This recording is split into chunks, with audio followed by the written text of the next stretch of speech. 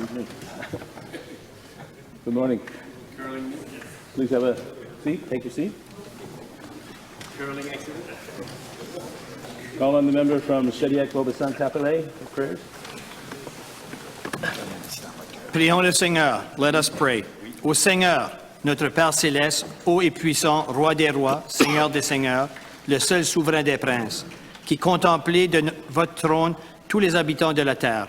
Nous vous supplions du fond de nos cœurs de regarder avec faveur notre très gracieux Seigneur souverain, le roi Charles, et de le remplir tellement de la grâce de votre Saint-Esprit qu'il fasse toujours votre volonté et qu'il marche dans vos voies.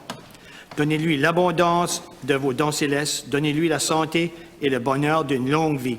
Fortifiez-le afin qu'il triomphe à tous ses ennemis et finalement, après cette vie, qu'il jouisse de la joie et de félicité éternelle. Par Jésus-Christ notre Seigneur. Amen. Ensemble, Our most gracious God, we humbly beseech Thee as this province in general, so especially for the Lieutenant Governor and the Legislative Assembly, under most religious and gracious King at this time assembled, that Thou wouldst be pleased to direct and prosper all their consultations to the advancement of Thy glory, the safety, honor, and welfare of our sovereign and this province. All these things may be so ordered and settled by their endeavors upon the best and surest foundations, that the peace and happiness, truth and justice, religion and piety may be established among us for all generations. These and all other necessaries for them and for us, we humbly beg in the name and mediation of Jesus Christ, our most blessed Lord and Savior. Amen. Ensemble, prions notre Père. Together, let us pray the Lord's Prayer. Notre Père, qui es aux cieux, que ton nom soit sanctifié, que ton règne vienne, que ta volonté soit faite sur la terre comme au ciel. Donne-nous aujourd'hui notre pain de ce jour. Pardonne-nous nos offenses, comme nous pardonnons aussi à ceux qui nous ont offensés. Et ne nous laisse pas entrer en tentation, mais délivre-nous du mal. For thine is the kingdom, the power, and the glory forever and ever. Amen. Introduction of guests. Condolences. Minister of Service, New Brunswick. Mr. Speaker, this morning I rise to pay tribute to the late Wayne Hill of Nashwaaksis, New Brunswick. Wayne passed away this past July. He was predeceased by his late wife, Marilyn. He was survived by his sons Scott, Darren, and Patrick, grandchildren Jessica, Josh, Alexandra, Lauren, Mackenzie, Madison, Montana, and Kelsey, as well as great-grandchildren Leo, Henry, and Sophie. Wayne loved his family more than anything, Mr. Speaker. Wayne, or Hilly as he was known by those closest to him, was also an avid sports fan, having been known to have one of the fastest 68 Corvettes on the drag strip, a former owner of the Fredericton Junior A Red Wings, and a harness racer who had a stable full of horses, and fast ones at that. Wayne and Marilyn were close friends of local NHL legend Danny Grant, and their friendship led to the creation of the Danny Grant and Buster Harvey Summer Hockey School. Shortly after the passing of his wife, Marilyn, Wayne was able to witness the culmination of one of his most beloved projects, the opening of the West Hills Golf Club, and later the opening of St. James Gate Restaurant. He was often in the neighborhood chatting with golfers and residents, and he will be deeply missed. I humbly ask his house to join me in giving sincere condolences to his family and friends. Deputy Connecticut. Monsieur le Président, le 15 septembre 2022, à l'âge de 96 ans, est décédée Madame Thérèse Albert de Bertrand. Elle était l'épouse de feu Gilles Albert et laisse dans le deuil ses enfants, Florence, Doria, Fabienne et Paul, ses frères, petits-enfants et finalement toute une communauté qui l'aimait beaucoup. Madame Albert était une violoniste connue dans la région pour son amour de la musique traditionnelle. Au cours de sa carrière, elle a d'ailleurs produit 3 albums, s'est produite sur diverses scènes en Atlantique, a gagné plusieurs concours de violon et a participé à plusieurs émissions de télévision. Et nous nous rappellerons qu'également qu'en 2018, elle fut intronisée au Temple de la renommée de la musique country au Nouveau-Brunswick. Surtout, Madame Albert était présente pour sa communauté et aura tracé un chemin pour les femmes qui désirent faire de la musique. Comme elle le disait régulièrement à ses enfants, ayez des projets, allez au bout de vos rêves, la vie est belle. Bon voyage, Madame Albert. Merci. Member for Fredericton South and Leader of his party. Mr. Speaker, I want to extend my condolences to the family and friends of Marjorie Caldwell, who passed away peacefully at her home in Moores Mills at the age of 103. with her family by her side. I knew her well. She was a remarkable woman. Her teaching career began at the age of 17 and spanned 48 years. She had a huge impact on so many people's lives, whether in the schools she taught in, the church community, St. Moore's Mills United Church, for example, as a neighbor or as a friend. She will be missed. She is survived by sons Kenton, Dale, Alan, Roy, and daughter Melanie, by daughter-in-law Valerie, grandchildren Adam, Jeremy, Matt, Jillian, Lauren, Sarah, Emma, and Megan, great-grandchildren Lucy, Cody, Jones, Poppy, David, Maggie, and Maddie, as well as several nieces and nephews who meant the world to her. I invite all members in joining me in extending condolences to the family and friends of Marjorie Caldwell. The Deputy to Kent North. Mr. Speaker, I stand in the House today to offer my deepest condolences to the family and friends of Jeff Barnaby, who passed away after a year-long battle with cancer at the age of 46. Jeff Barnaby, originally from the Mi'kmaq community of Listigouche in Quebec, was a passionate filmmaker. His short but impactful career began with several shorts that he wrote, directed, and edited, all dedicated to highlighting Indigenous stories and perspectives. But it was his debut feature, Rhymes of Young Ghouls, which premiered at the 2013 Toronto International Film Festival, that raised his profile in the film community. The film criticized Canada's residential school system in a way that hadn't been widely seen in cinema before. Set in the 70s, it also reminded audiences that the events it depicted were not ancient history.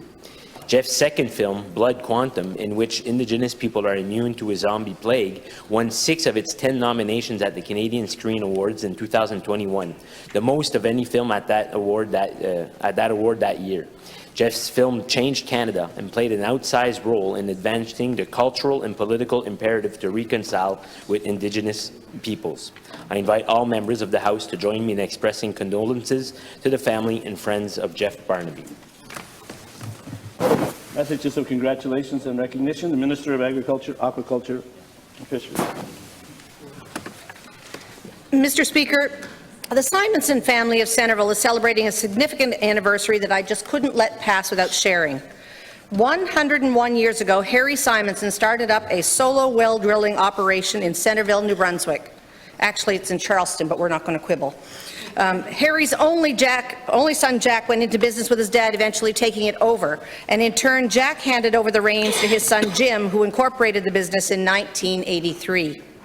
Together with his wife, Kathleen, and children Patrick, Andrea, Matthew, and Michael, the business has grown to serve communities all over Western New Brunswick. Today, Mr. Speaker, the 4th generation is at the helm. Jack Simonson has taken the lead of the family business, allowing Jim to have more time for the finer things in life, such as hunting and fishing. Mr. Speaker, this is an impressive milestone, and it's rare in these days to see a family business grow and thrive over such a period of time, staying true to the roots of the community that they started out in. A celebration of their 100th anniversary was hampered by COVID, so today I am pleased to be able to congratulate them publicly. I invite all members of the House to join me in congratulating the Simonson family on their success. Merci. Thank you.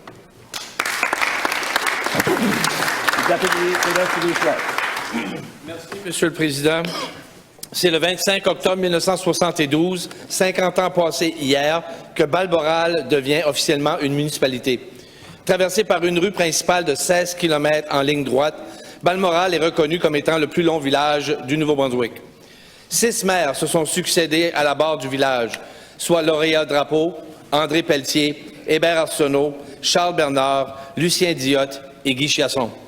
Parmi les grandes réalisations dans la communauté, notons l'entrepreneuriat diversifié, l'installation des systèmes d'eau et d'égout, l'achat du terrain industriel, l'hôte de la 25e finale des Jeux de l'Acadie, la présentation de son fameux festival de la truite, l'adoption d'un plan de développement durable, l'acquisition du centre communautaire, l'ouverture de l'école La Mosaïque du Nord, l'hôte des 3e Jeux des aînés, l'ouverture du relais Saint-Maur, gagnant à 2 reprises du prix Innovation de l'AFMNB et la collaboration régionale sur différents dossiers sociaux et économiques. Bonne fête, Balmoral, et merci à tous ces bénévoles et ces pionniers.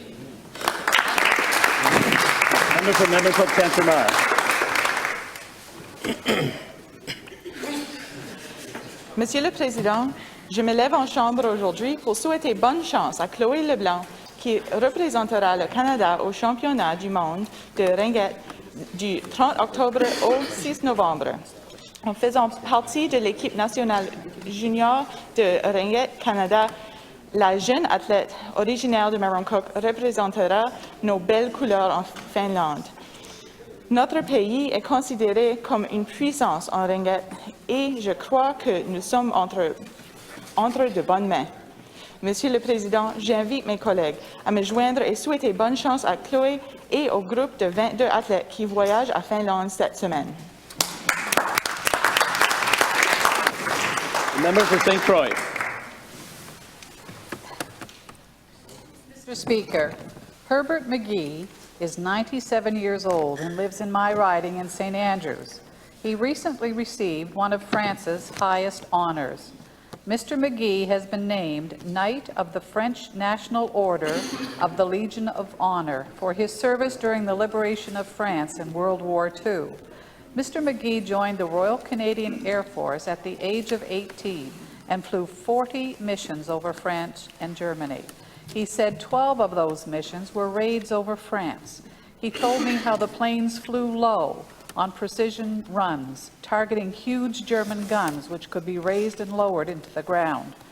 During our visit, Mr. McGee told me he's very pleased to have received this medal and honor. I ask my colleagues to join me in expressing congratulations and gratitude to Herbert McGee for serving our nation and our world when it mattered most.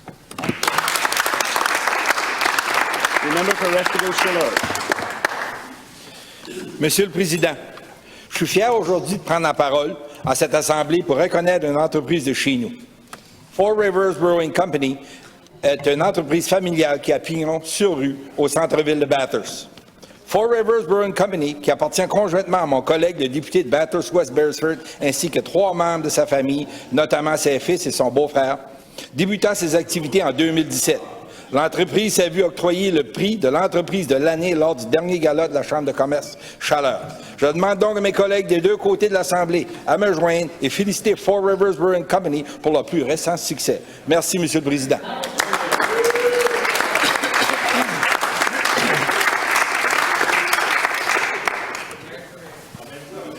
Statements by members. The Deputy de Restigouche-West. The Deputy de Restigouche-West. Merci, Monsieur le Président. Lors de la réunion du Comité permanent des changements climatiques du 12 octobre, on apprenait que seuls les ministères du gouvernement peuvent appliquer pour les fonds pour les changements climatiques. On nous dit que 47 millions seront investis, dont entre autres 5,1 millions pour le ministère des Transports, 13,2 millions pour Énergie Nouveau-Brunswick, 14,3 millions pour le ministère des Ressources naturelles et 3,3 millions pour Opportunités Nouveau-Brunswick. On apprend aussi qu'il en revient au ministre et à lui seul, au ministre de l'Environnement, selon sa discrétion et les priorités du cabinet, d'approuver ces projets, incluant ceux de son propre portfolio, soit 1,4 million de dollars pour le ministère de l'Environnement et 10,8 millions de dollars pour la SDR. There are many projects for conservative ridings, and it is felt that some of the investment paid by the carbon tax should come out of the operating budget of these departments. One of the climate change action plan pillar is government leadership and accountability. Right. Member for Fredericton South and Leader of Party. Mr. Speaker, once again last Saturday, the ER at the Chalmers Hospital was forced to operate at dramatically reduced capacity. Patients, most of them in the waiting room, were told that they wouldn't be treated until Sunday morning because there were just 2 nurses on duty. Mr. Speaker, only 2 nurses in the ER when there were supposed to be 5. I want to thank Dr. Yogi Segal for once again alerting the public to the problem and to sharing his practical solutions. He describes a mass exodus of nurses from the system, an outbreak of burnout for those who remain, contributing to a downward spiral that must be stopped. There needs to be immediate action to ensure we retain nurses in our ERs, and Dr. Yogi Segal suggests nurses should be paid more for working in the high-demanding environment of an ER. They should be paid more when they work short, doing the work of 2 or even 3 nurses, and they should be paid according to their expertise. This is a health system emergency, Mr. Speaker, and needs to be treated that way. Member for Fredericton York.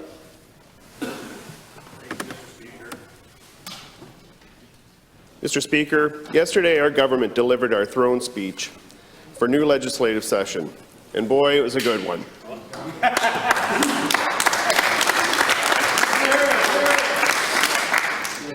We reinforced our commitment to New Brunswickers to continue guiding this province down the right path. And part of that path is continuing to develop a dependable healthcare system. We committed to give New Brunswickers greater access to healthcare services, and we aren't wasting any time making this happen. 2 weeks ago, this government announced funding for 4 medical seats at l'Université de Moncton, starting in 2023. This will be key to helping our healthcare system deliver timely and effective services. And this is just one example of the work we're doing in healthcare. Thank you, Mr. Speaker. The Deputy Leader Victoria Lavallee. Mr. Speaker, when tragedy or serious illness strike, it is critical that our first responders have the resources they need to respond in a timely manner. But that doesn't seem to be the case, not in my riding at least. I'm hearing reports of chronic staff shortages, of paramedics being denied vacation time because there's no one to replace them, of trucks sitting idle as there is no one to staff them. I've heard of incidents where there was one single ambulance to cover the whole of the Northwest. And night before last, Mr. Speaker, there was one paramedic to cover the entirety of my riding, and it takes 2 to man a truck, so it had to come from somewhere else had there been an incident. Mr. Speaker, police have transported patients in the back of their car due to lack of ambulances. Paramedics are working tirelessly, but sometimes they're unable to respond in a timely manner, and as health professionals, this has to be hard on them. Mr. Speaker, it feels like we are rolling the dice with ambulance service, and help isn't something to gamble with because New Brunswickers will ultimately lose. Thank you, Mr. Speaker. Deputy Kent North. Mr. Speaker, after yesterday's throne speech, I feel, as many New Brunswickers, helpless. Helpless that our future lies on the team chosen by only 26% of New Brunswickers in the interpretation of that mandate by only one man. The concentrations of power, protecting privileges, and lack of empathy for fellow human beings seem to be what's winning nowadays. People in Kent County have been clear. Frack off. We see a future where future generations will collectively have access to our renewable resources, not one where we have lost all resilience for the sake of a madman's fixations. Instead of lifting people to unionize and defend their rights, this government wants to restrain them because of one man's despise for them.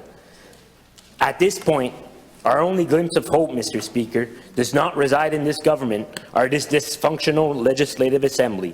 It resides in the streets, in our homes, and in our hearts. Start organizing before we wake up and have lost everything that we have collectively built. Member for Moncton Southwest. Mr. Speaker, I was pleased to hear that our government is continuing to invest in New Brunswickers. In 2022, we raised minimum wage by $2 an hour. This is the most significant increase our province has seen since 1980s. As well as raising minimum wage, our government has also increased hourly wages for human service workers in community settings, as well as for our early childhood educators. But that is not all, Mr. Speaker. Inclusion support workers at child care and early learning facilities will also receive increases to their hourly wage. I am proud of this government for making the changes necessary to help New Brunswickers obtain a livable wage as they continue to deliver for our communities. Thank you, Mr. Speaker. Deputy Shediac Bogason, Capital A. Sorry, Mr. Speaker. Government House Leader. I'm very sorry to interrupt statements by members like this, but I have to get up. The member from Kent North completely attacked a member of this House with his member statement. I would like that withdrawn. It is completely unacceptable to this House on any level. It needs to be completely withdrawn. Thank you, Mr. Speaker. Member for Kent North. Merci, Monsieur le Président. C'est très difficile de défendre quelque chose quand il n'a donné aucun exemple. Il ne s'est pas vraiment expliqué très bien, Monsieur le Président. Fait que je vous demanderais du moins à faire une petite investigation, à savoir ce que le membre veut dire, parce que s'il ne dit pas ce qu'il pense, moi, je ne peux pas imaginer ce qu'il veut dire.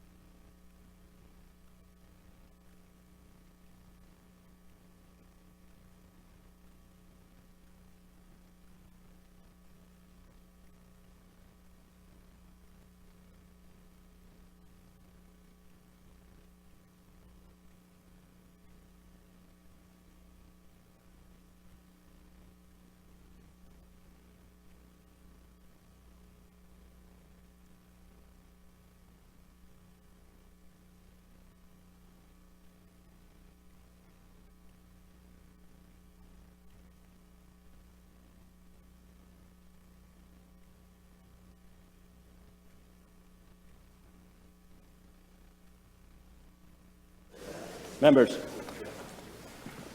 the purpose of statements by members is not to attack any other member in the House, and I think it was, the intent was certainly there, and we recognize who you might have been referring to, member, and it's certainly, there are remarks that you made during that time that should be withdrawn, and I'd ask you to do that.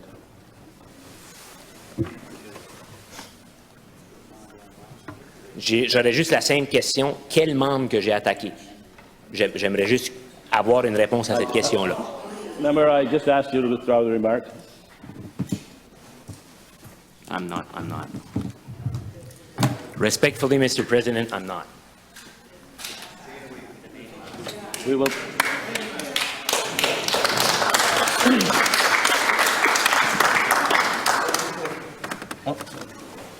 Member for Shediac-Bobasan-Capellet.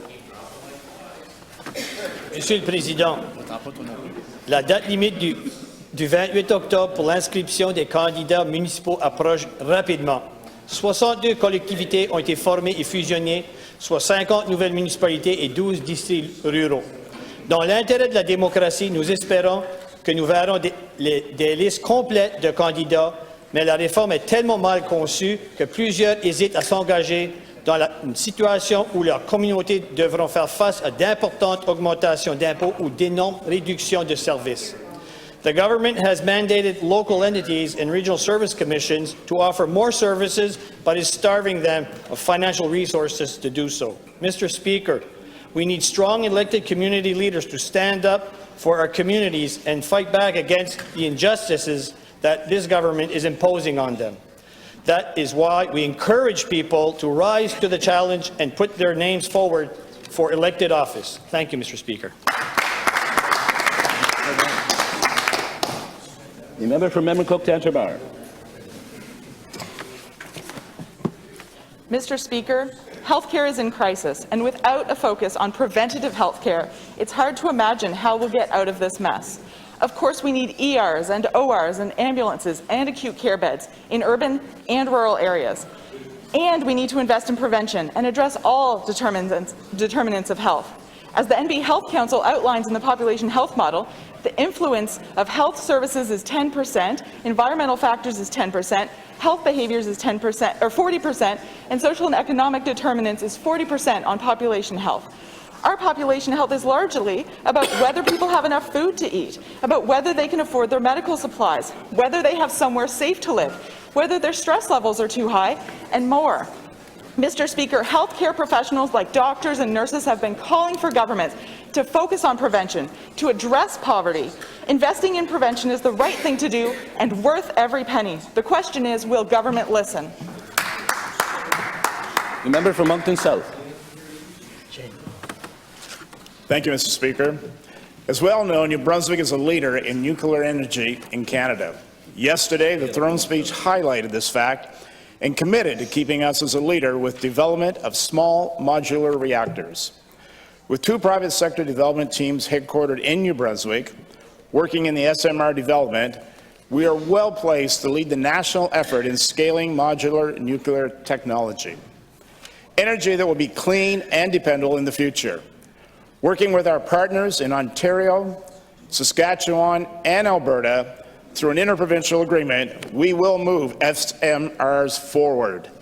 Mr. Speaker, using New Brunswick's 40 years of experience and operational expertise in nuclear energy, we are delivering for New Brunswickers with growth and opportunity. Thank you, Mr. Speaker.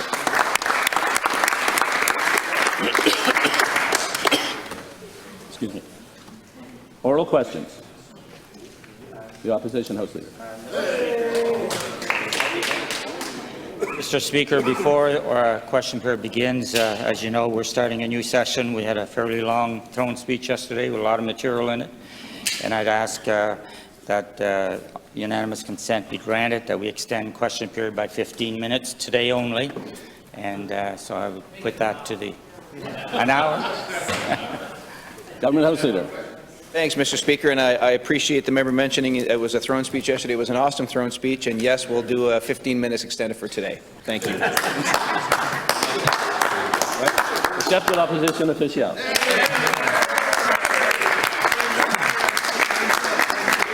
Thank you, Mr. Speaker. To say that the throne speech was bland and lacked imagination is an understatement.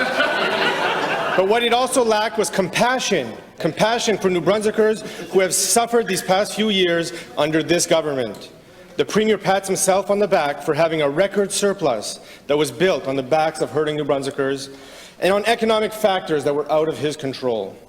What can we expect in this session as real relief to help people? I've asked it before, I'll ask it again. Real relief to help people who have been suffering because of runaway inflation and the increased cost of living. Minister of Finance and Treasury Board. Well, thank you, Mr. Speaker, and thank you to the member opposite for bringing about topics that we love to talk about. We love to talk about the throne speech, we love to talk about the things we've done, and love to talk about the things we're going to do.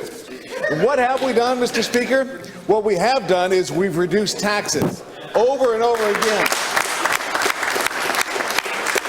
Personal income tax, property tax, and more. And you know what we'll do, Mr. Speaker? We'll reduce more taxes. We'll reduce more property taxes, more personal income taxes. What we're going to do is make lives better for New Brunswickers. We'll do more things like raising social assistance rates. We'll do more things like the basic personal amount or lowering personal income tax. We'll do more things like the minimum wage that's going up and tied once again to CPI. We'll be close to, if not over, $15 an hour come April 1st of 2023. That's what this government does. That's what this government has done. That's what this government will continue to do. Mr. Speaker, raising social assistance rates, I didn't hear that in the speech yesterday. Minimum wage, they're raising minimum wage. They raised minimum wage $2 this year, yes, but that was after a nickel last year, 5 cents. 5 cents under this government for what, has it been 4 years now? And they had to play catch up just to reach status quo with the other Maritimes provinces, Mr. Speaker. Now they're offering tax cuts. They're throwing out crumbs, Mr. Speaker, but those crumbs are not going to help New Brunswickers that are trying to find affordable housing or are homeless or are going to emergency rooms and waiting hours, Mr. Speaker, because there are not enough nurses. It won't help a senior languishing in a hospital because there aren't enough beds in nursing homes. Will the Premier follow his counterpart in Nova Scotia, who is investing in his province, and stop patting his surplus on the backs of New Brunswickers? Minister of Social Development. Thank you, Mr. Speaker. I find it odd that the opposition is obviously not listening. Not only in our budgets have we increased monies for our most vulnerable. Let's just talk about a couple of things that are very tangible to see right now. Minimum wage. Minimum wage has been increased, and minimum wage is going to increase again. We have SI rates. SI rates are now going to be tied to CPP. I'm sorry, to cost of living. And not only that, social insurance. Income assistance recipients will now be able to earn $500 a month that won't be clawed back from their earnings.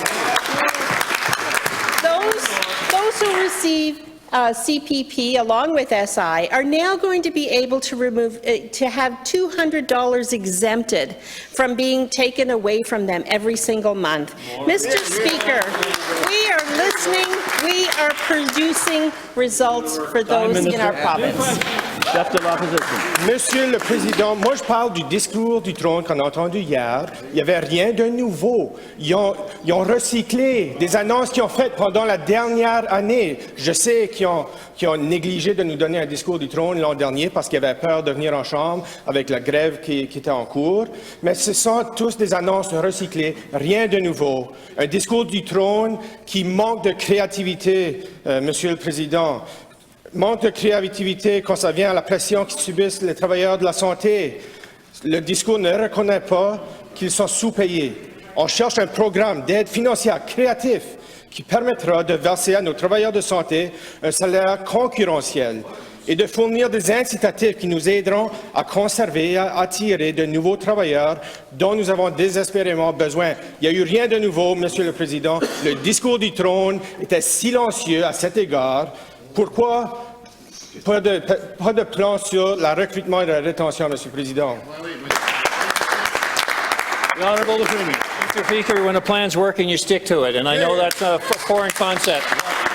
So, Mr. Speaker, you look at the situation of the province. We followed our top priorities from the very beginning, Mr. Speaker, energizing the private sector, the highest level of private sector investment, Mr. Speaker, for a long time. Mr. Speaker, we've seen recognition of our province from not only provincially in the Atlantic region, nationally, internationally, Mr. Speaker, because New Brunswick's on the move. We've had the greatest population increase since Confederation, Mr. Speaker, since Confederation. So, Mr. Speaker, I know that the opposite members opposite would always say, well, invent something new, invent something new. Mr. Speaker, when you're on a trail of success, you don't give up on it, you build on it. And that's what every one of the team members are doing here. We're building on that trail of success, Mr. Speaker. Dependable public health care, Mr. Speaker, for implementing a public health care plan that will deliver results for the citizens of this province. We're recognizing, Mr. Speaker, the needs in education that will deliver the needs of students in this province. And, Mr. Speaker, we're dealing with environmental issues effectively, Mr. Speaker. Monsieur le Président, moi je demande des questions à l'égard de la santé, les services en santé, le recrutement et la rétention des ressources humaines en santé, qui est l'incident le plus grave, Monsieur le Président, qui fait face à notre province présentement. Il n'y a eu rien. C'était silencieux dans le budget. Maintenant, il parle d'autres choses. Il parle de tous des facteurs hors de leur contrôle. Il parle des gérants fiscaux, mais c'était tout hors de leur contrôle. Sous-estimer la position budgétaire par 1 milliard l'an dernier, ce n'est pas responsable, ça, Monsieur le Président. Nous autres, on demande des investissements en santé, avoir un plan créatif pour le recrutement et la rétention. Je sais qu'il dit que l'argent ne va pas régler tout, mais là, on entend sur la radio hier que tous les premiers ministres demandent plus d'argent d'Ottawa. Monsieur le Premier ministre, est-ce qu'il peut reconnaître que si vous n'investissez pas dans le système de soins de santé et dans nos professionnels, la crise de santé va s'aggraver? Minister of Health. Mr. Speaker, I'm going to help the member opposite focus a little bit. Good. Okay? Because he seems to be trying to just throw as much against the wall, and hopefully something will stick.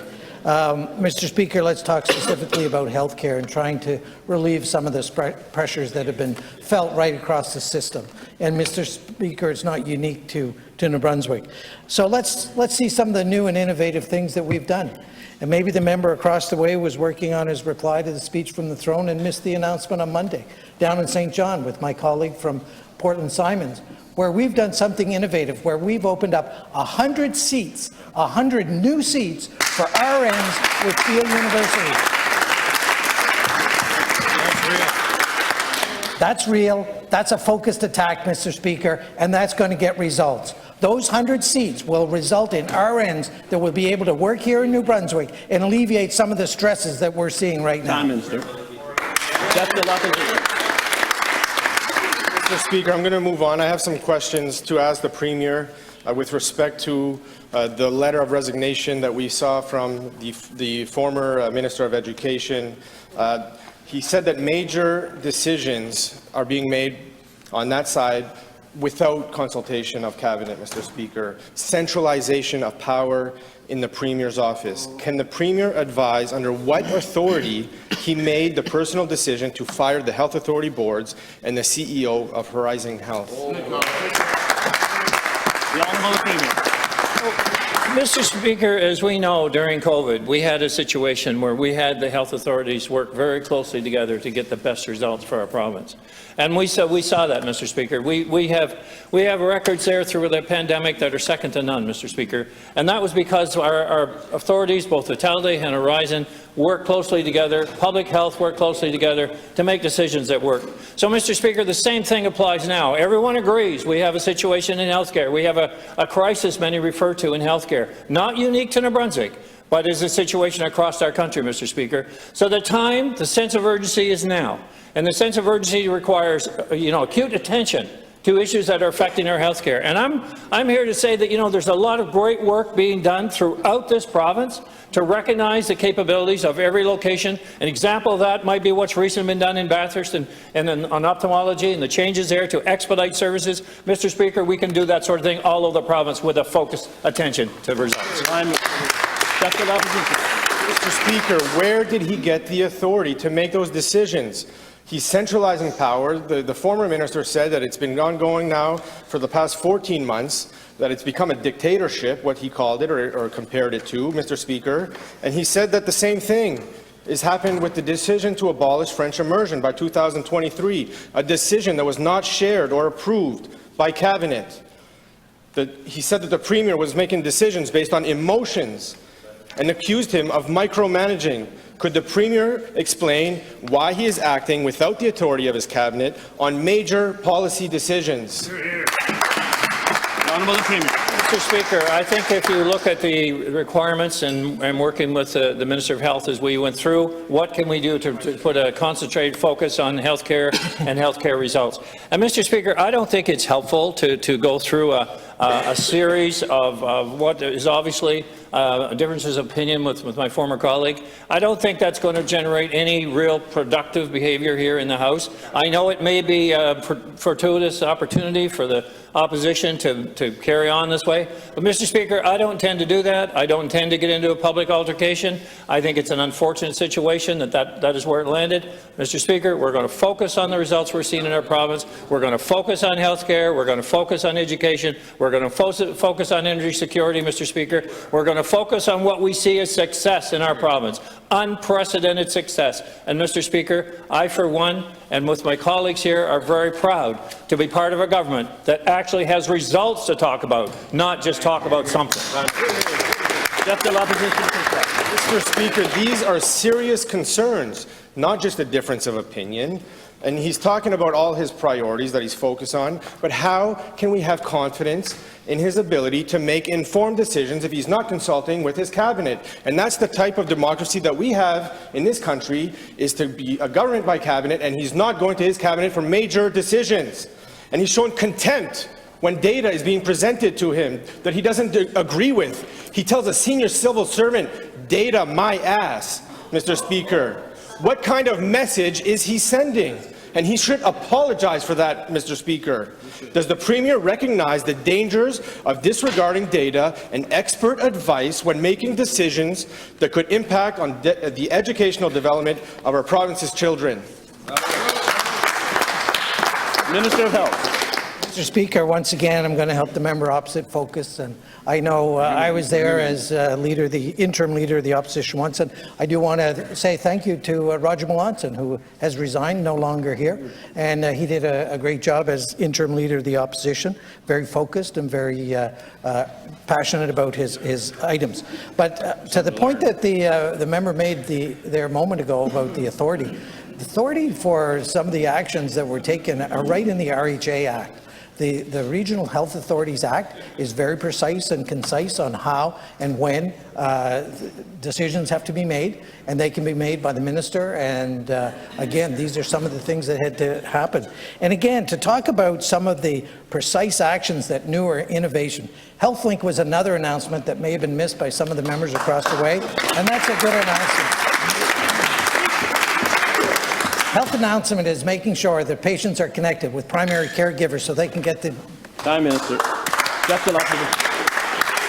Monsieur le Président, tout simplement, je veux que le Premier ministre se lève et qu'il s'excuse à la fonction publique pour un tel langage envers quelqu'un qui apporte des données à une réunion, des données que le Premier ministre a demandées pour lui aider à faire sa décision sur l'immersion française.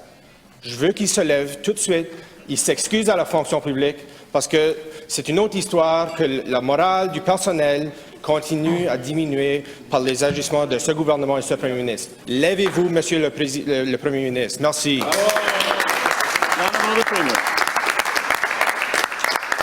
Mr. Speaker, I think anyone that knows me and over my time here is very, very aware of my interest in relevant data. And that has been, I guess, a hallmark for some time, that data can drive the right behavior at the end of the day, and as we make decisions based on that. So I think it's unfortunate, Mr. Speaker, that that this becomes a talking point for for some. I think that's extremely unfortunate.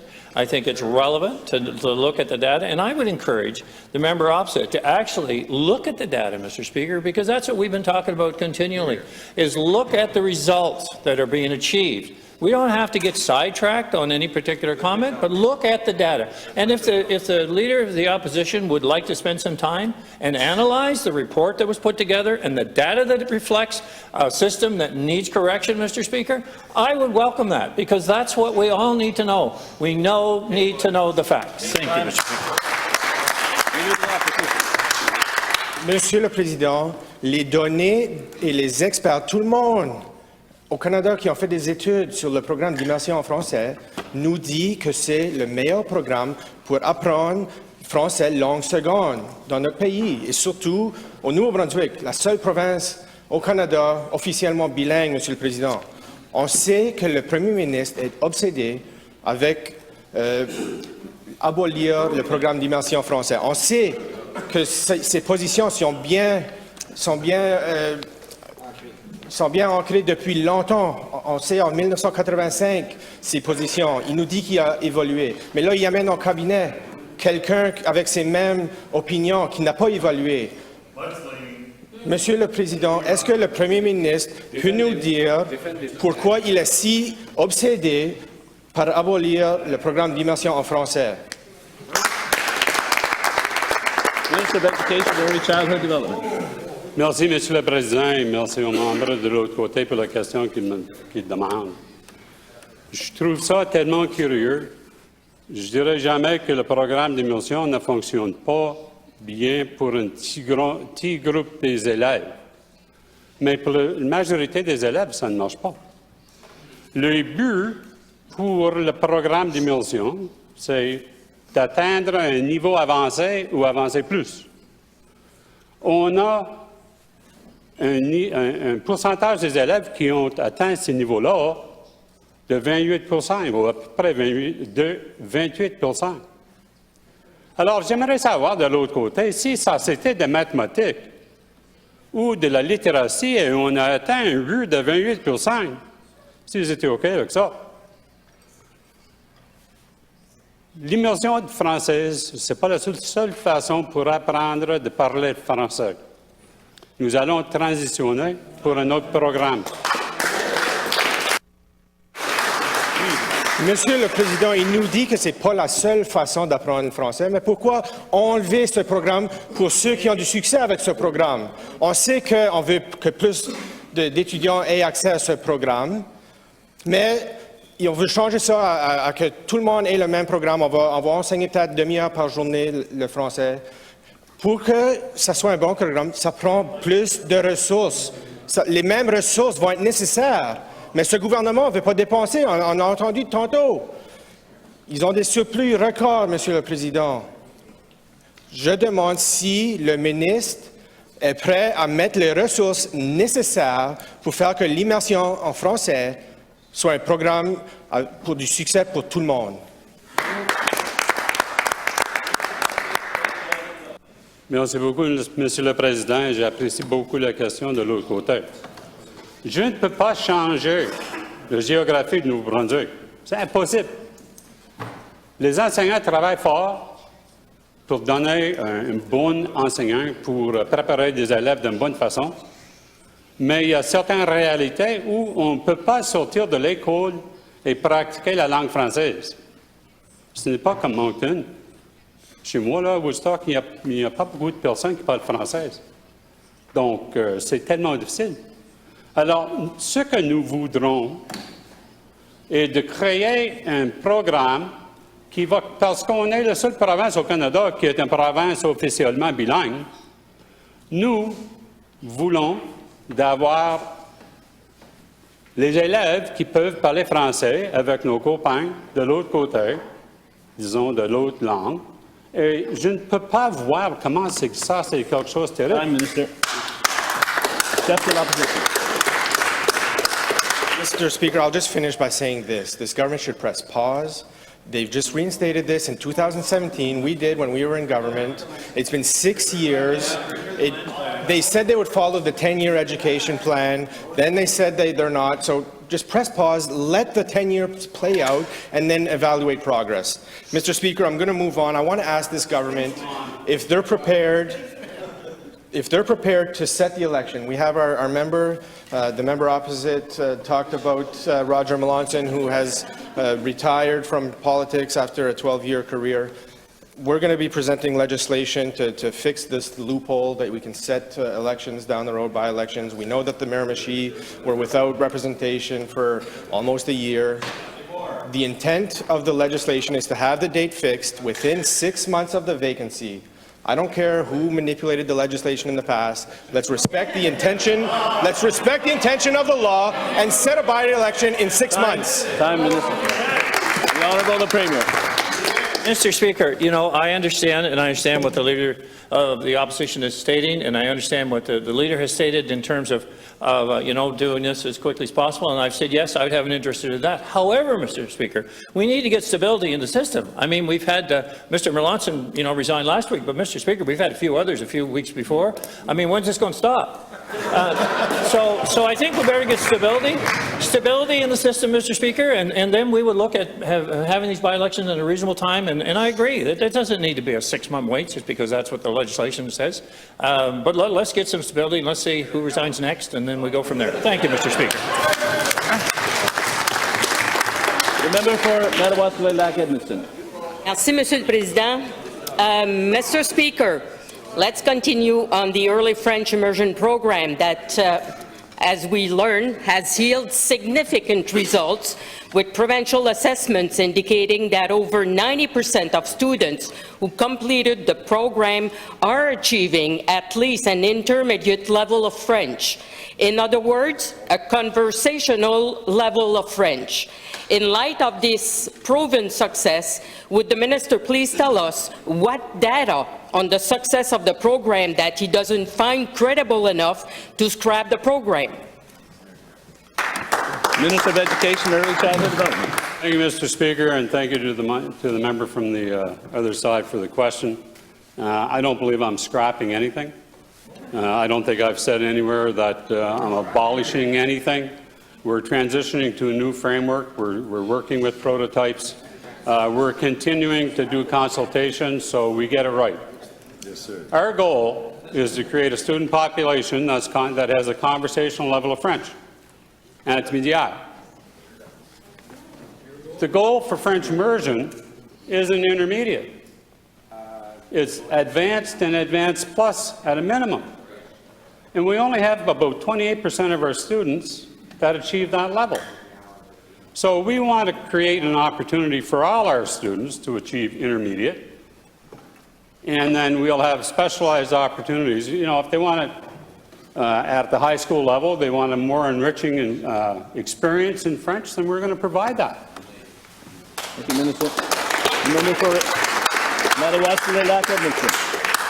Mr. Speaker, even the commissioners on the report on second language learning dispelled the myth that French immersion does not work.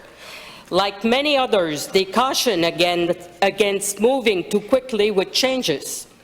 Why does the minister refuse to follow the advice of the report commissioners, the New Brunswick Languages Commissioner, the Language Commissioner of Canada, the New Brunswick Teachers Association, and other subject matters experts to obtain solid data and carefully implement program changes in a reasonable timeline? Minister of Education and Early Childhood Development. Thank you, Mr. Speaker. That certainly was a loaded question. There's a lot of stuff to unpack in that. I didn't say that the immersion program doesn't work. It works very well for a very small group of students. One thing in mentioning the New Brunswick Teachers Association that confuses me is that for over 2 decades, the New Brunswick Teachers Association has been talking about classroom composition issues, which are created partly by the immersion program and the 2-tiered system that we have in our province. What's resulted in that is the preponderance of PLPs and behaviours end up in the prime system. So part of what we're going to achieve is not only to have a bilingual student population, but we're also going to create classrooms where teachers can teach and students can learn. We're going to spread out what the issues are, and then we're going to work with teachers and move forward in this fashion. The member for Madawaska-Lilac, Edmundston. Monsieur le Président, la New Brunswick Teachers Association a annoncé qu'elle s'est retirée des consultations sur le français langue seconde en raison de l'échéancier déraisonnable du gouvernement pour la mise en œuvre des changements, affirmant que cela déstabiliserait le système. Le système scolaire est déjà en manque criant de ressources pour soutenir l'intégration des enfants à besoins spéciaux, des enfants des nouveaux arrivants et pour le rattrapage scolaire, entre autres. Quand est-ce que le ministre va présenter un plan crédible de ressources humaines pour appuyer le système scolaire existant? Minister of Education and Early Childhood Development. Merci, Monsieur le Président. C'est une autre question qui est pleine de portée. Je commencerai avec le New Brunswick Teachers Association. Et je dirais encore, pendant des décennies, il se concernait avec la composition des classes, les inégalités qui existaient dans le système. Pour moi, parce que je les avais rencontrés la semaine passée, je me demande, est-ce qu'ils parlent pour tous les élèves, tous les enseignants? Ou est-ce qu'ils sont seulement fixés sur un groupe des enseignants qu'ils représentent? Je suis prêt à travailler avec le New Brunswick Teachers Association, dont je faisais partie pendant 35 ans. Alors, il faut à la fois assurer qu'on a des ressources responsables pour l'inclusion des élèves. Time, Minister. Deputy to Bathurst West Bay. Mr. Speaker, last summer, Federal Minister LeBlanc had to make a strong request to the Premier that he finally submit projects for the Canada Community Building Fund. There's a severe backlog of requests, and many were waiting for answers, some since the first year of the program came out. There was still over $300 million of the program that had not been committed at the time. And if the Premier failed to do so prior to the required deadline, the province would risk losing this opportunity and losing the balance of the program. Can the Premier give an update on if projects have been approved and if we will meet the federally imposed deadline? Honourable Premier. Thank you, Mr. Speaker, for the question. And, you know, in the fact of the matter was we were on target. We were at 50% of our projects were identified at 50% of the time allotted to do so. And the federal government moved forward that timeline, Mr. Speaker, and we've identified projects in order to fulfill that requirement and basically allow us to do projects and meet federal contributions in the same time. So, Mr. Speaker, but what I would like to add to all that is that we're in a position to do so, Mr. Speaker. Because of the economic situation of the province, we're in a position to actually look at more projects and look at how we can define what's needed. Still focused on what we need to do in this province and do the right projects, but maybe, you know, looking at asset management, looking at places that, you know, we haven't been able to do before that we can do now because the timelines are important on the terms of their conditions. So, Mr. Speaker, yes, question is we're in good shape there in relation to the schedule. Thank you. Member from Bathurst West Gosford. Interesting answer, Mr. Speaker. Yeah, it was at 50%, but we were also well behind, actually last in every other province, and the pressure was coming from the other provinces to get New Brunswick to get moving.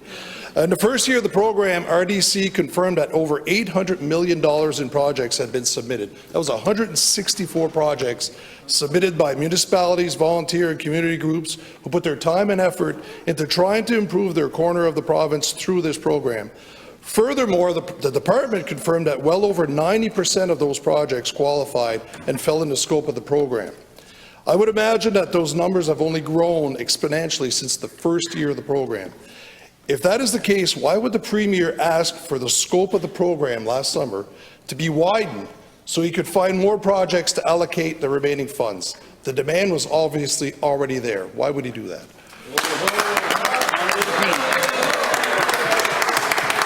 So, Mr. Speaker, as the member opposite likely knows, we had a strategy around, you know, sewage systems and water system, utility systems, so that we wanted to upgrade that across the province. There are areas that were key to some locations and over others because we're well behind the 8 ball there.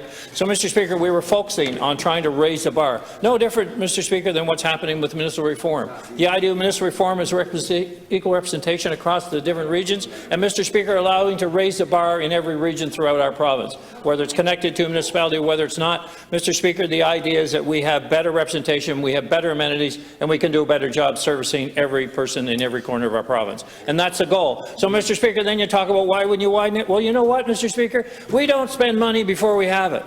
That isn't even a concept that can relate to the members opposite, Mr. Speaker. But and our increase in what we've seen here in our province and the economic activity, we don't know how long that's going to last. And we've heard people talking about a recession. Mr. Speaker, we will balance our path forward. The member for Bathurst Westminster. Thank you, Mr. Speaker. That's a bit of a different answer than the previous times, because we often hear the Premier explain many projects away by using some projects are wants and some projects are needs. And we've been told repeatedly by this government that this province can only afford to support what they would qualify as needs. Yet all of these community groups and municipalities submitting projects under specific criteria, the Premier has never provided his definition of what is a want and what is a need. That's not a whole lot of clarity for these groups for them to work with. Can the Premier provide assurances that the projects that he approves under this program will measure up to his standards of wants and needs, and not what he wants versus what New Brunswick needs?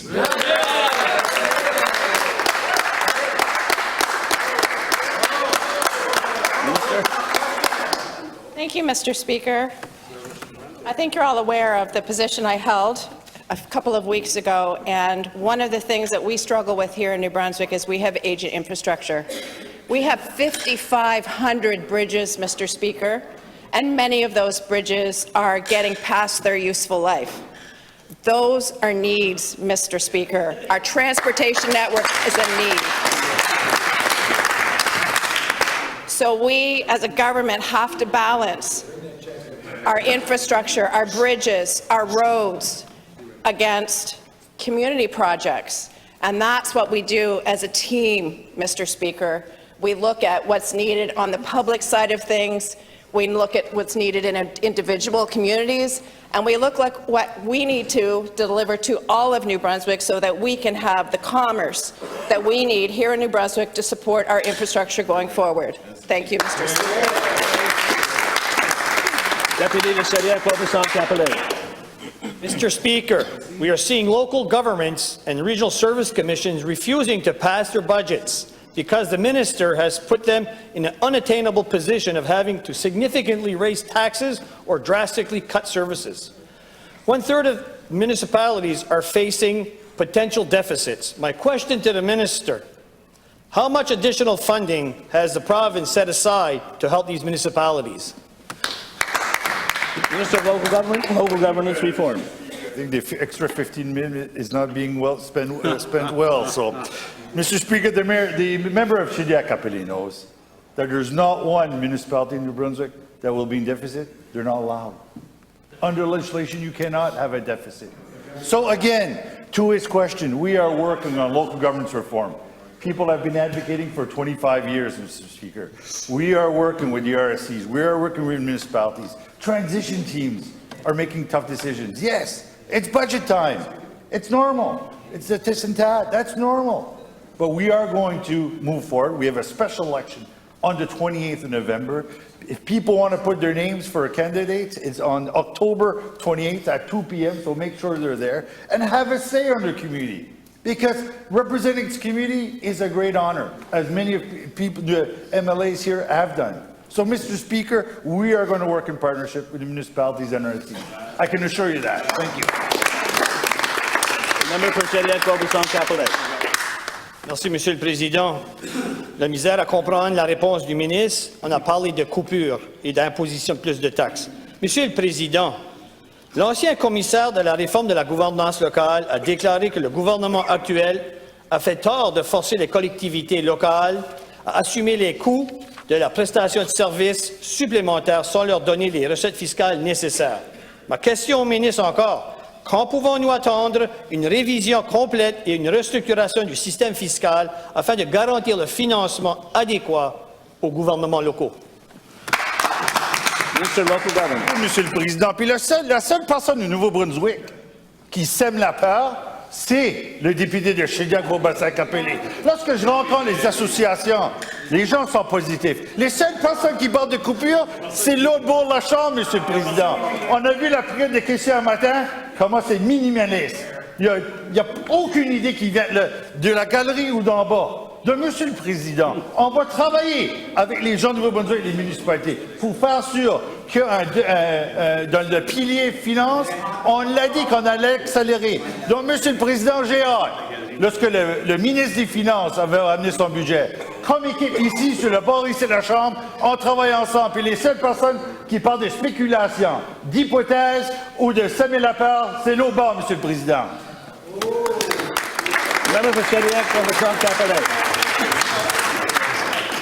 Monsieur le Président, le ministre devrait savoir que dans la Chambre, la galerie ne répond pas aux questions. Monsieur le Président, cette réforme des administrations locales pénalisera les petites municipalités qui manquent de capacité fiscale. Leurs citoyens seront désavantagés. Pourquoi le ministre refuse-t-il de reconnaître que ces réformes vont à l'encontre des principes de l'égalité de chance égale? Monsieur le Président, au contraire, la réforme, ça le met dans le livre blanc qu'on continue à faire le système de péréquation.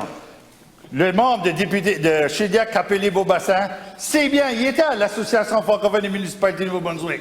Il a écouté les maires. Puis il n'y a aucune inégalité qui se fait. On continue sur le système de péréquation. Puis, Monsieur le Président, la réforme de la gouvernance locale, il y a 4 piliers. La structure, la collaboration régionale, la planification, une refonte du domaine financier. On va de l'avant. Ça fait 25 ans qu'on attend. Si on serait les libéraux, on mettrait tout sous pause. Ce serait des moratoriums. Faisons d'autres études. Monsieur le Président, on est un gouvernement de l'action. Puis on a vu avec les croissances, le discours du trônière, on va aller de l'avant. On va aller de l'avant avec les municipalités, les communautés, puis les citoyens de Nouveau-Brunswick. Merci beaucoup, Monsieur le Président. Mr. Speaker, I was surprised that yesterday's throne speech did not include the announcement of an extension of the government's 2022 rent cap. I'm getting panic calls and emails from constituents who have been receiving notices from their landlords of staggering rent increases for 2023. Mr. Speaker, this is madness. C'est pure folie. The cost of everything is going up. Housing is a basic human right. But there will be another wave of New Brunswickers forced out of their homes by unaffordable rent increases without a rent cap. The new minister responsible for housing could give some peace of mind to renters today and some certainty to landlords today. Will she extend the rent cap through 2023? The Minister of Services, Housing and Housing. Thank you, Mr. Speaker. We have a housing spectrum here in New Brunswick, and historically, each government has looked at one small piece of that housing spectrum. And this government has made a recognition that the housing spectrum spans from homelessness through to affordable housing, through to workforce housing, first homes, seniors housing, and never have we put a lens on the entire spectrum. And finally, this government has made the commitment to appoint a Minister of Housing that is responsible for that full spectrum. And by having a vision on that full spectrum, we can see where the gaps are and make changes to where we need to fill those gaps. You are speaking about one tiny piece of this housing spectrum, and we are going to have solutions for the entire housing spectrum. Member for Fraser South and Leader of his party. Well, Mr. Speaker, I didn't get an answer to a straightforward question that affects a lot of renters in this province. We know we have an affordable housing crisis, Mr. Speaker. We know that if people lose their apartments, whether through unacceptable rent increases or rent evictions, there's nowhere to go except their cars or their trucks to live in, Mr. Speaker. That's what I'm hearing from constituents. Without a rent cap, there's a certainty of being priced out of the house and home market. It's terrifying for renters of modest means, Mr. Speaker, because there will be nowhere to go. The minister responsible for housing doesn't seem to understand the problem. The rent cap is set to expire on New Year's Eve of this year. Renters need to know today whether it will be reinstated for 2023. Will the new Minister of Housing extend the rent cap into the next year? Yes or no? Minister of Service, New Brunswick and Housing. Thank you, Mr. Speaker. To say that I don't understand the spectrum through housing is inaccurate, and I actually do not appreciate that whatsoever. We are working on the entire spectrum of housing. We put a rent cap in place, a one-year rent cap that we were very clear was a one-year rent cap. We have put a number of other different things in place that we have not even had the opportunity to see if they have had the intended benefits we need. We have a residential tribunal that will help any renter that's experiencing problems. We have put changes into what landlords are allowed to do with renters. If we have someone that's going to be experiencing homelessness, they need to immediately contact the residentialist tribunal. We will help any person that will be experiencing homelessness find a solution to their problems. We are here to help, Mr. Speaker. Thank you. The member for Memon Cook, Cantor-Mara. Mr. Speaker, the Premier has had a misguided desire to eliminate French immersion for decades now.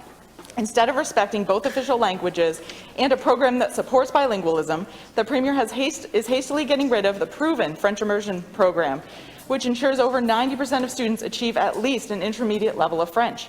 In a 2018 report, the Auditor General found that the changes to French immersion announced in 2016 were to fulfill a political platform promise, and that 1 year was not adequate implementation time for changes. And now the Minister of Education is calling for even more radical changes to be rolled out in less than a year. Call it whatever you want, you are cutting immersion. Why is the Minister of Education slamming the door on French immersion learning? And why is he denying French immersion learning to all future Anglophone students? Minister of Education and Early Childhood Development. Thank you, Mr. Speaker. Thank you to the member opposite for the question. I'm not really slamming any door. We're looking at the prototypes that we've been implementing in the province now for several years. We started consultations and work on this 4 years ago. We have a common goal that all students in our province achieve a level of conversational proficiency in French. There's still the opportunity as they get through to the high school years to enrich that experience. There's no secret mission here. So, and it wasn't hastily put in, and we're not throwing the baby out with the bathwater. It's grade 1. I'm talking only about grade 1. We'll transition through the system starting at grade 1 with the new framework. So I'm not quite sure where the member opposite gets that idea. Time, Minister. The member for Memon Cook, Cantor-Mara.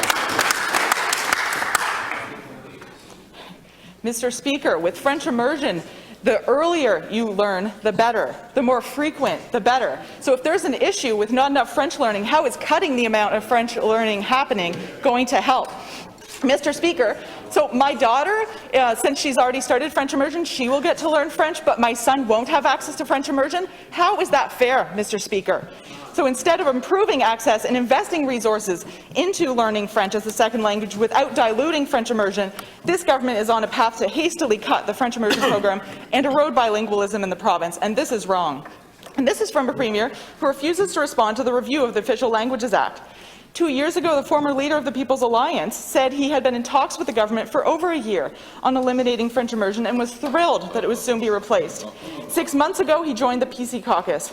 You must stop this plan. But, Mr. Speaker, who is really calling the shots? Because it's obviously not the Minister of Education. Is it the Premier or the Minister of Public Safety?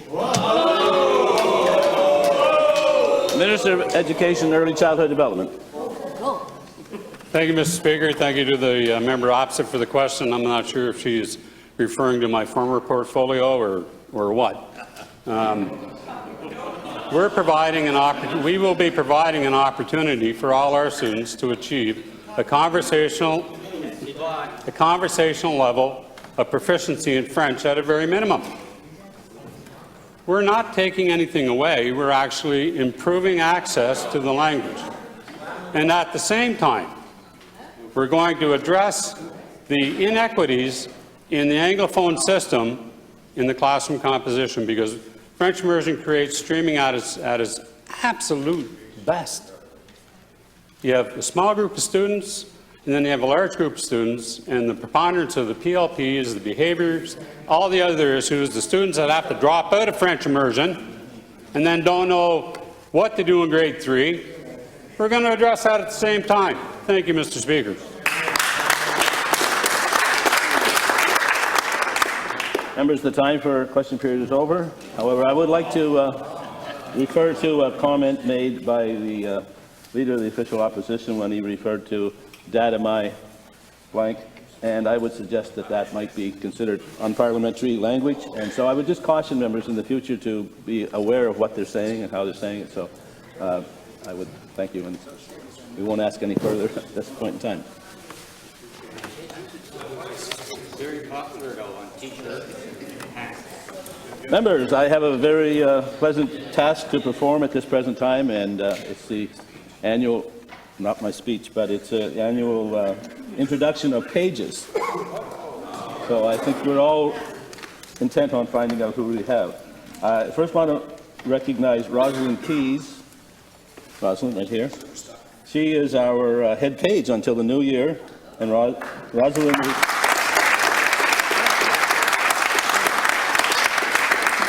Rosalind is from Rothsay, New Brunswick, and is attending University of New Brunswick here in Fredericton. Bradley Doucette of Dieppe, he is attending University of New Brunswick, and he is a returning page as well. Maggie Jardine of Blackville is attending St. Thomas University and a returning page. And Brock Johnson of Fredericton is attending St. Thomas University and is a returning page. We have 8 new pages this session, and they are Peyton Carmichael of Margaree Valley, Nova Scotia, attending University of New Brunswick. Jillian Coggan of Hampton is attending University of New Brunswick, and she's from Hampton, as I believe I said. And I'll ask for apologies in my pronunciation of the next name. I think it's Sekou Diakite from Ghana. She is from Kumasi and is attending St. Thomas University. Olivia Elliott, right beside me here, is from Corner Brook, Newfoundland and Labrador and is attending St. Thomas University. Andrea Escobar of Tegucigalpa, Honduras, is attending St. Thomas University and is a new page. And Suna Hansen of Bear Island, New Brunswick, is attending the University of St. Thomas. Warren Peters of Ottawa, Ontario, is attending, and he is attending the University of New Brunswick. And the final of the 9 is Kira Vinook of Quispamsis and attending St. Thomas University. So I want to welcome all the new pages and the returning pages.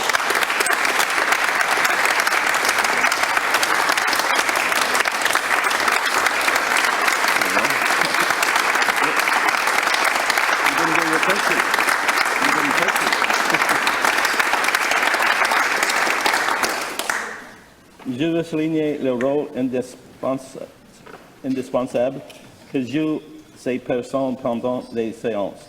De la part de tous les parlementaires, je vous souhaite au page un bienvenue chaleureux. I'd like to highlight the invaluable work these individuals do for us during the ceremony, during the sittings, and on behalf of all members, I'd like to wish you a warm welcome. Thank you.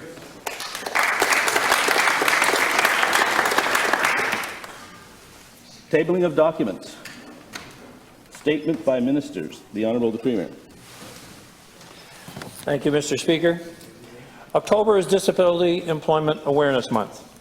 C'est l'occasion de reconnaître l'importante contribution des personnes handicapées dans nos milieux de travail et nos communautés. We are working hard to remove barriers for New Brunswickers who are trying to make a meaningful contribution, and the employment of people with disabilities is an important way to accomplish this. As an equal opportunity employer, New Brunswick Civil Service actively supports workplace equity for everyone. C'est là s'inscrit dans notre engagement à inclure l'ensemble de la population et à tenir compte de celle-ci.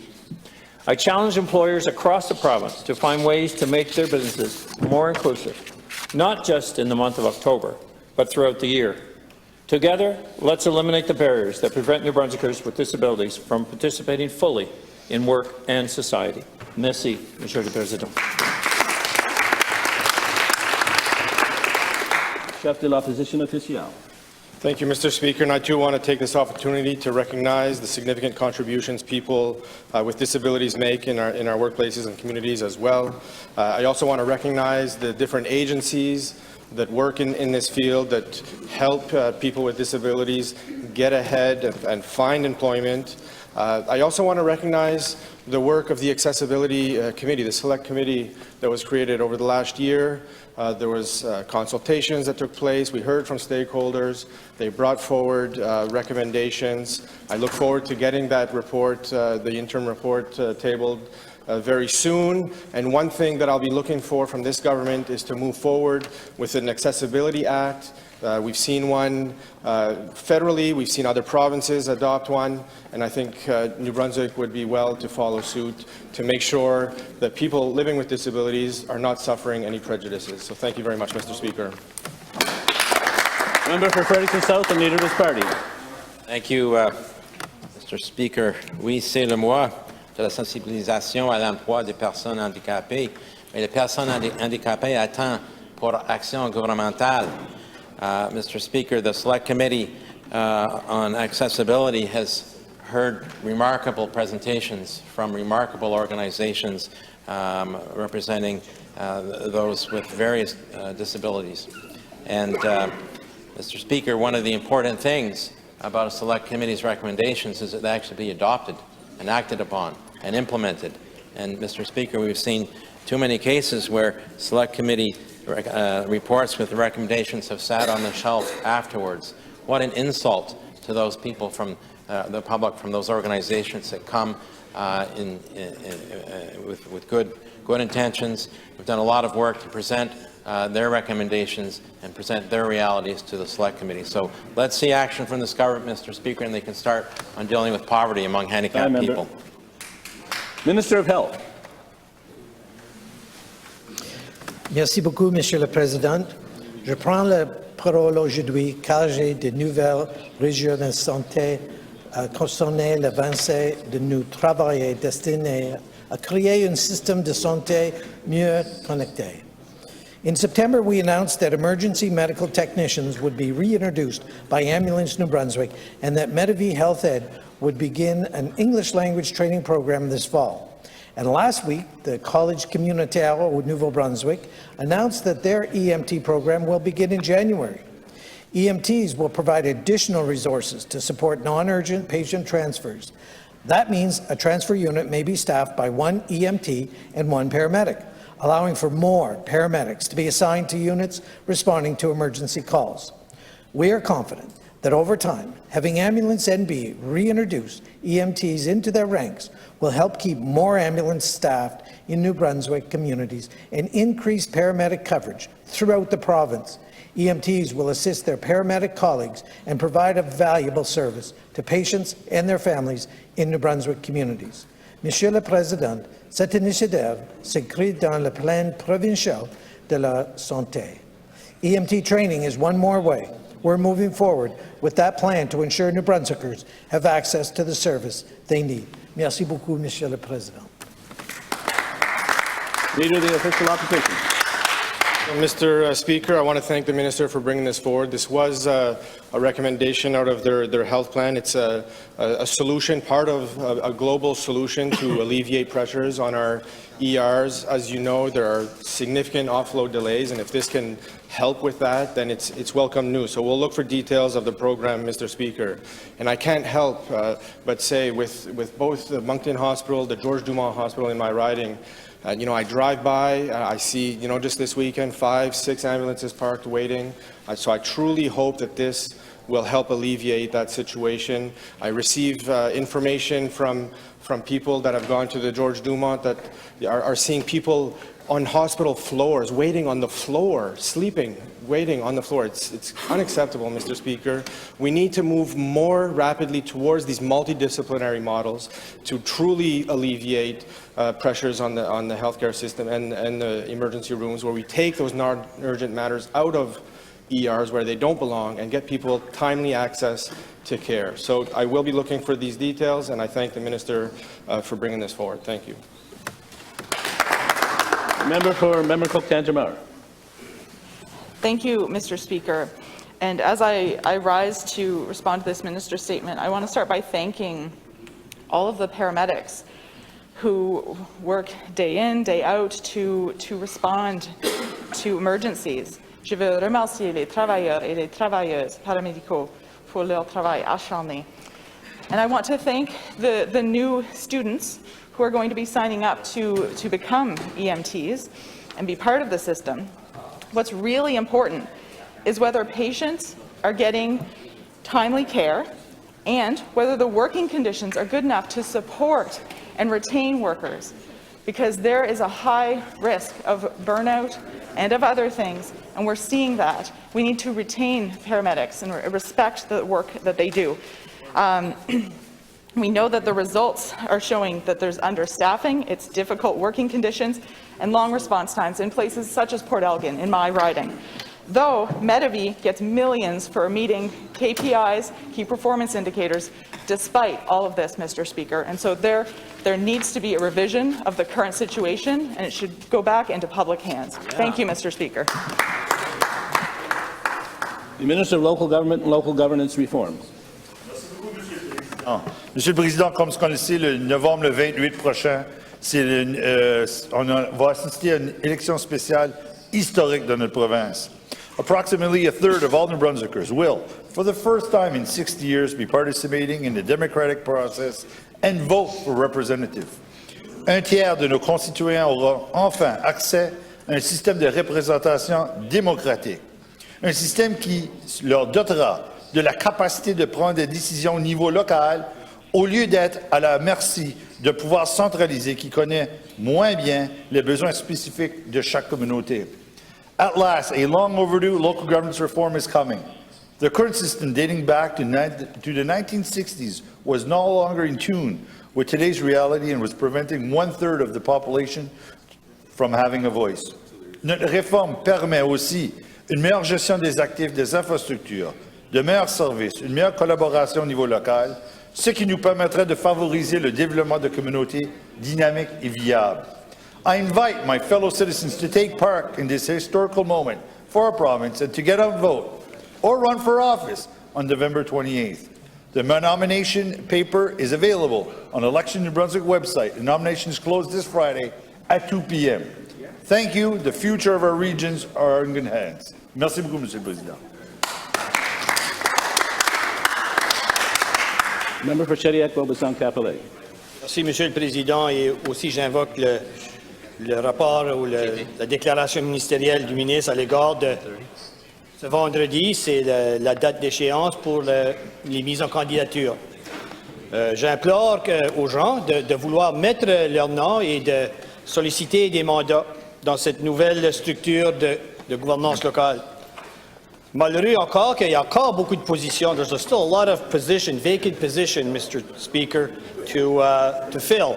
So I hope that people will hear loud and clear the request. Unfortunately, Election New Brunswick made a major mistake when they sent out voting cards to people saying that they didn't have to vote or there was no need of voting. So it created a very misconception message. Je tiens aussi le ministre dans sa déclaration parle beaucoup le moment historique. Je suis d'accord que c'est un moment historique. Il faut que la province soit là pour les accompagner dans ce moment historique depuis 1960. Mais les gens auront le droit de vote. Et la décentralisation, je suis d'accord qu'on doit avoir une décentralisation pour être capable d'exprimer leur vote. Donc, sur ce, merci, puis je recommande, j'invite les gens à exprimer leur vote et mettre la mise en candidature ce vendredi avant 2 heures. Merci. Before I call you, there is an outstanding issue related to your member statement. I believe we can all reasonably infer who you were referring to, and made a statement as a madman, which I find to be a personal attack, and I would ask that you withdraw that remark. Thank you for referring to the part and that was my issue, so I do retract that part. Thank you. Member for Kent North. Merci beaucoup, Monsieur le Président. Donc, au niveau de la réforme sur la gouvernance locale, les élections qui s'en viennent, on le sait que les gens ne se bousculent pas à la porte pour se présenter. Et il y a des raisons systémiques pour ça, Monsieur le Président. Il y a des raisons systémiques parce que la façon que la réforme a été faite, on a mis très peu d'emphase sur la démocratie et l'utilisation de cette démocratie-là dans nos communautés. La façon que la réforme a été apportée a fait qu'il y avait très peu d'implication des communautés. Il y avait très peu d'implication des gens. Et donc, c'est pas pour rien que les gens ne se bousculent pas à la porte aujourd'hui. Au niveau de la communication, le gouvernement a très mal communiqué, tout par rapport à la réforme. Et donc, je pense, oui, il y a des élections, mais je pense qu'il faut se poser de sérieuses questions à ce qu'on a vraiment fait au niveau de la démocratie locale. Est-ce qu'on a vraiment amené une réforme qui favorise le don de soi, qui favorise l'implication, qui favorise des gens qui se lèvent et qui disent « je veux de tout mon cœur faire en sorte que ma communauté est une plus belle communauté ». Je pense que le processus qui a été utilisé par le gouvernement n'a pas favorisé ça. Merci, Monsieur le Président.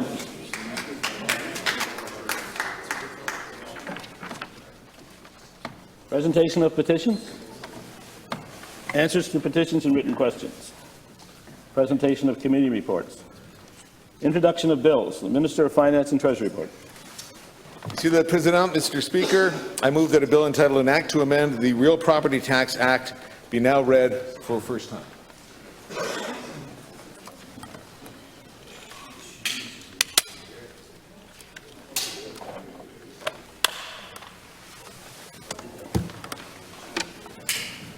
The Minister of Finance and Treasury Board moves that a bill entitled An Act to Amend the Real Property Tax Act be now read a first time. It's the pleasure of the House that a bill... Excuse me. All those in favor of the motion will please say yea. No. Excuse me. Minister of Finance and Treasury Board. Thank you, Mr. Speaker. A quick explanation of what we're doing here. The amendments to the Real Property Tax Act will streamline and modernize the tax sale process, which is actually happening this afternoon in Bathurst at 1 o'clock. If you're listening online and want a good deal, there you go. There's a tax sale this afternoon in Bathurst, 1 o'clock. The changes will result in efficiencies in the overall tax sale process, will also improve the province's ability to recover outstanding balances on delinquent property tax accounts as well. Mr. Speaker, merci. Thank you. It is the pleasure of the House that a bill entitled An Act to Amend the Real Property Tax Act be now read a first time. All those in favor of the motion, please say yea. Yea. All those opposed, please say nay. In my opinion, the yeas have it. I declare the motion carried. An Act to Amend the Real Property Tax Act. Minister of Health. Merci beaucoup, Monsieur le Président. Je propose que soit maintenant, pour la première fois, le projet de loi intitulé Loi concernant l'établissement chirurgical. Chirurgicaux. Je m'excuse.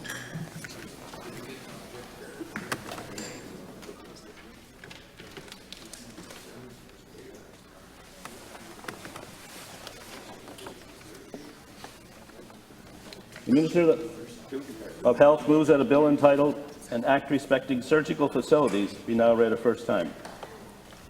Minister of Health. Merci beaucoup, Monsieur le Président.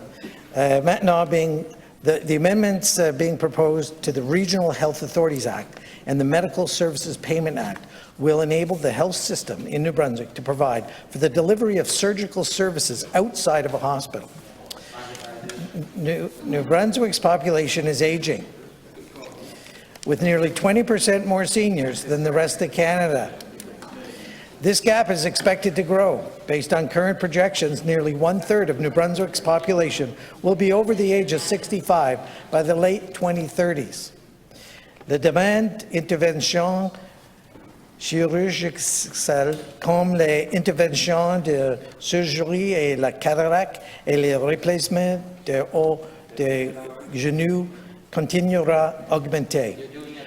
Our government is addressing barriers to allow for quicker and more efficient delivery of identified surgical services with the aim of clearing surgical backlogs, reducing wait times, and freeing up hospital operating rooms for more complicated surgery that must be done in hospital. Merci beaucoup, Monsieur le Président. Thank you, Mr. Speaker. This is the pleasure of the House that a bill... Sorry. Point of order, please. Opposition House. Mr. Speaker, I just want to mention that there is a long-standing tradition of not anticipating the outcome of a bill or vote in the House or whatever and acting on it before it's been passed. And I'm led to believe that what the Minister described is already in function, so I don't know why we would need the bill if they're already doing it. What is, I don't understand the purpose of it, so I don't know if it's receivable or not. Government House Leader. Well, thank you, Mr. Speaker. So obviously the province has lawyers, and if they feel that from a legal perspective that the government has to put this through a legislative means, then we're following that process. I understand the member's intent, but at the end of the day, this has passed through Cabinet and the executive branch and everything else, so this is the proper route for it to follow. I just want to reassure the House. Thank you. They can't act on a bill that's not passed. That's the point.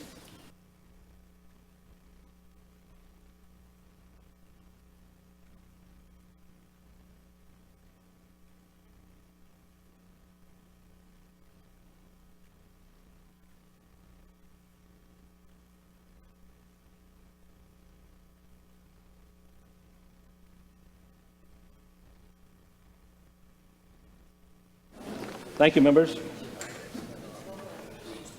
We will certainly take this under advisement, and if need be, we will report back to the House, but at this point in time, we'll proceed with first reading.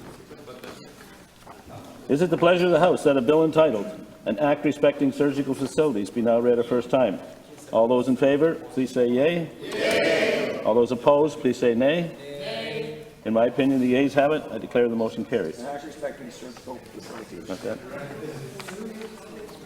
Minister of Transportation and Infrastructure. Thank you, Mr. Speaker.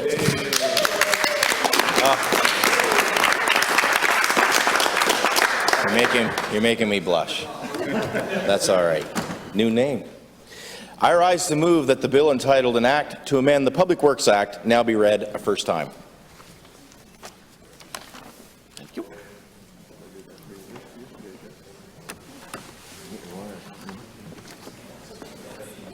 The Minister for Transportation and Infrastructure moves that a bill entitled An Act to Amend the Public Works Act be now read a first time. Minister of Transportation and Infrastructure. Thank you, Mr. Speaker. The amendments to the Act being brought forward address issues respecting management of surplus government properties, managed and maintained by the Department of Transportation and Infrastructure. They will support the commitment of government to find efficiencies within current asset holdings and create a more practical process to dispose of low-value, vacant surplus properties. And I might add, Mr. Speaker, that the move for this government to recognize that housing is important here in the province and has appointed a minister responsible for housing will really help me with my position and my job to now further move these properties out into the public domain where we can use them the most, put people that have no place to live, somewhere to live, and make the province better for all New Brunswickers, not just for certain friends of this legislature. Thank you, Mr. Speaker. Is it the pleasure of the House that a bill entitled An Act to Amend the Public Works Act be now read a first time? All those in favour of the motion, please say yea. Yea. All those opposed, please say nay. In my opinion, the yeas have it. I declare the motion carried. An Act to amend the Public Works Act. Minister of Public Safety. Thank you, Mr. Speaker. I move that a bill entitled Missing Persons Act be now read a first time.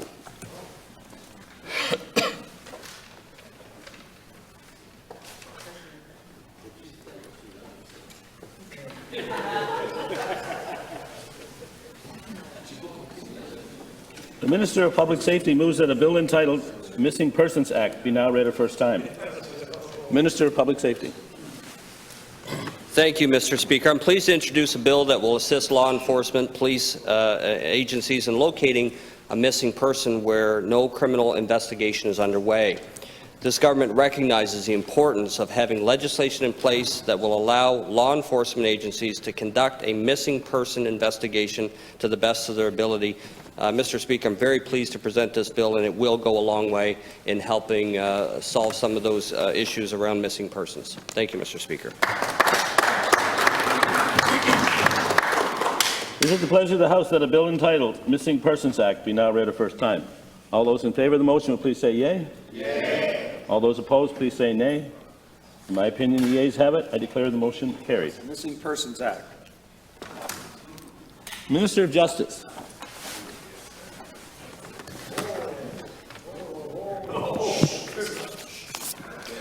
Mr. Speaker, I move that a bill entitled An Act Respecting the Enduring Powers of Attorney Act and the Wills Act be now read a first time.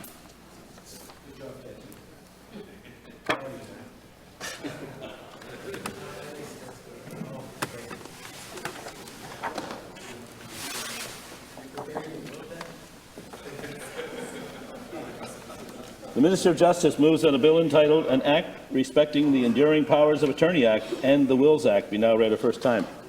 Minister of Justice. Mr. Speaker, this bill will amend the Enduring Powers of Attorney Act and the Wills Act to permanently allow for the use of electronic means of communication for executing wills and enduring powers of attorney. Thank you, Mr. Speaker. Is it the pleasure of the House that a bill entitled An Act Respecting the Enduring Powers of Attorney Act and the Wills Act be now read a first time? All those in favour of the motion, please say yea. Yea. All those opposed, please say nay. In my opinion, the yeas have it. I declare the motion carried. An Act Respecting the Enduring Powers of Attorney Act and the Wills Act. The Minister of Natural Resources and Energy Development. Mr. Speaker, I have a message from Her Honour, the Lieutenant Governor. Do I just read it? And then I refer.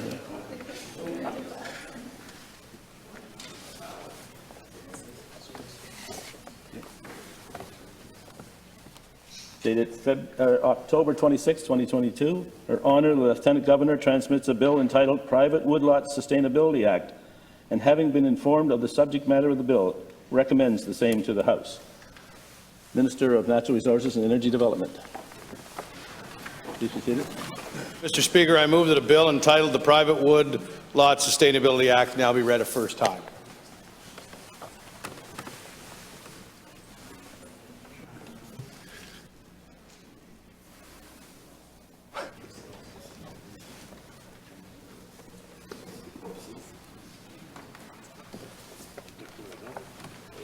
Minister of Natural Resources and Energy Development moves that a bill entitled Private Woodlot Sustainability Act be now read a first time. Minister of Natural Resources and Energy Development. Thank you very much, Mr. Speaker. The purpose of the new Private Woodlot Sustainability Act is to provide government with the ability to collect additional Crown timber royalties, which will be used to address key challenges in the private woodlot sector throughout the establishment of the Private Woodlot Sustainability Fund. The importance of New Brunswick's small private forests cannot be underestimated. The forest industry is one of the most critical drivers of our provincial economy, and the private forest is a vital part of New Brunswick's future. Mr. Speaker, this fund will support better management of private woodlots, contribute to environmental conservation, recreation, and quality of life, build confidence for private land harvest contractors, and expand long-term fibre supply for New Brunswick wood processing facilities. I look forward to speaking about this bill in greater detail during second reading. Thank you very much. Merci, Monsieur le Président.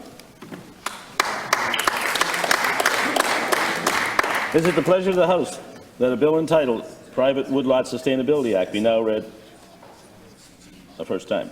All those in favour of the motion will please say yea. Yea. All those opposed, please say nay. In my opinion, the yeas have it. I declare the motion carried. Private Woodlot Sustainability Act.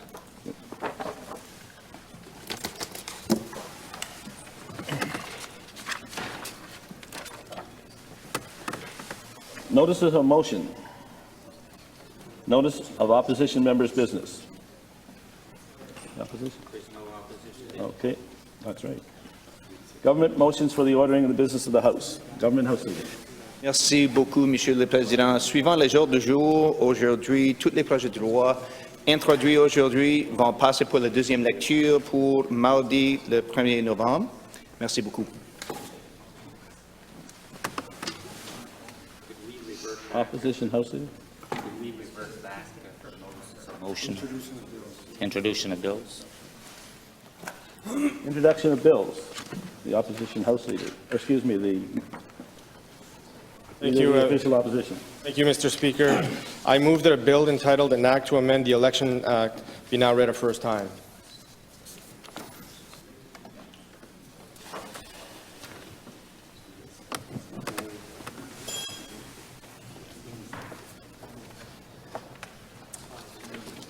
The Leader of the official opposition moves that a bill entitled An Act to Amend the Elections Act be now read a first time. The opposition Leader. Leader of the opposition. Thank you, Mr. Speaker. And very briefly, I raised it this morning with the Premier during question period. We're asking that legislation be passed to close a loophole. The intention and the spirit of the current legislation is to have by-elections held within 6 months of a vacancy. And so there is a vacancy since October 21st. We would like to close the loophole that the election be held within 6 months of that date. This legislation is there to make those amendments. The loophole has been abused in the past. Let's close it. Let's ensure fair representation for constituencies that are facing vacancies so that they can have fair representation. We know that the Miramichi was vacant for a long period of time when we had debates over local governance reform, for example. They were not represented at those discussions here in the Legislative Assembly. So it's very important that we have full representation in the quickest and shortest period of time, and that's what this legislation is aimed to amend and to respect the spirit and the intention of the legislators at the time that first enacted the legislation. Thank you, Mr. Speaker. It is the pleasure of the House that a bill entitled An Act to Amend the Elections Act be now read a first time. All those in favour of the motion, please say yea. Yea. All those opposed, please say nay. In my opinion, the yeas have it. I declare the motion carried. An Act to Amend the Elections Act. No. Where did we leave off? Deferred recorded divisions, orders of the day, Government House Leader. Merci beaucoup, Monsieur le Président. Je propose l'adjournement de la Chambre. The Government House Leader moves that the House be now adjourned. All those in favour of the motion, please say yea. Yea. All those opposed, please say nay. In my opinion, the yeas have it. I declare the House be now adjourned.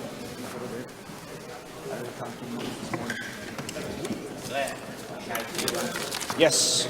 So, can you get...